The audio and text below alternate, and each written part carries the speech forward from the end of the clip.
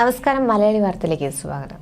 സ്വർണം വാങ്ങാൻ കാത്തിരിക്കുന്നവർക്ക് വലിയ സന്തോഷ വാർത്തയാണ്. സംസ്ഥാനത്ത് തുടർച്ചയായ രണ്ടാം ദിവസവും സ്വർണ്ണ വില കുറഞ്ഞു. 2 ദിവസത്തിനിടെ പവന് 1160 രൂപയുടെ കുറവാണ് ഉണ്ടായത്. ഇന്ന് 720 രൂപയുടെ ഇടിവാണ് സ്വർണ്ണ വിലയിൽ ഉണ്ടായിരിക്കുന്നത്. ഒരു പവൻ സ്വർണത്തിന് 57,120 രൂപയാണ് ഇന്നത്തെ വിപണി വില. ഇന്നലെ കുറഞ്ഞത് 440 രൂപയാണ്. ഇതിന് പിന്നാലെയാണ് വീണ്ടും ഇടിവുണ്ടായിരിക്കുന്നത്. ഒരു പവന്റെ വില 57,120 രൂപയാണ് കുറഞ്ഞത്. ഗ്രാമിന് 90 രൂപയുടെയും കുറവുണ്ടായി. അന്താരാഷ്ട്ര വിപണിയിൽ സ്വർണ്ണ വില ഔൺസിന് $2,648 കുറഞ്ഞത്.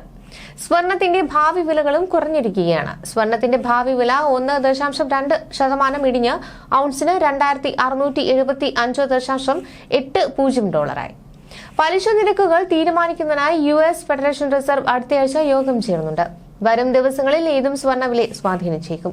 ഫെഡറൽ റിസർവ് പലിശ നിരക്കുകൾ കുറയ്ക്കുമെന്ന റിപ്പോർട്ടുകളാണ് പുറത്തുവരുന്നത്. ഇതോടെ സ്വർണം ഉൾപ്പെടെയുള്ളവയിലേക്ക് നിക്ഷേപക താൽപര്യം വർദ്ധിക്കും എന്നാണ് സൂചന. ഇതും സ്വർണ്ണവിലയെ വരും ദിവസങ്ങളിൽ സ്വാധീനിക്കും.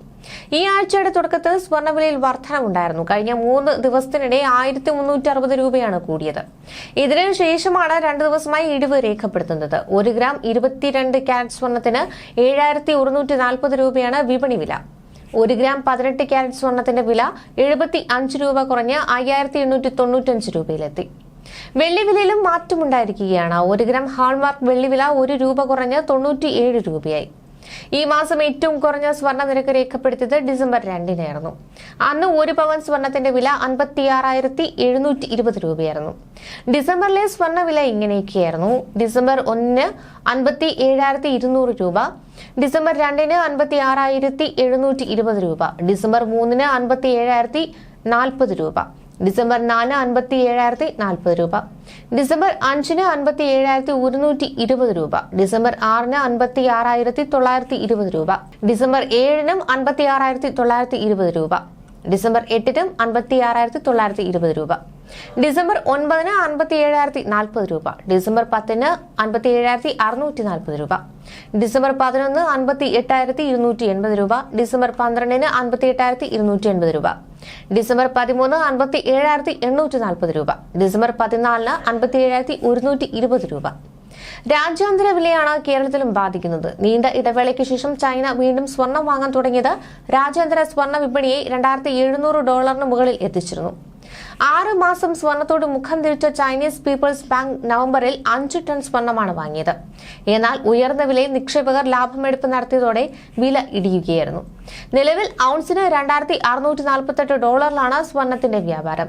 റിസർവ് ബാങ്കിന്റെ പലിശ തീരുമാനത്തിനായി കാത്തിരിക്കുന്ന നിക്ഷേപകർ വലിയ നിക്ഷേപത്തിന് മുതിരുന്നില്ല.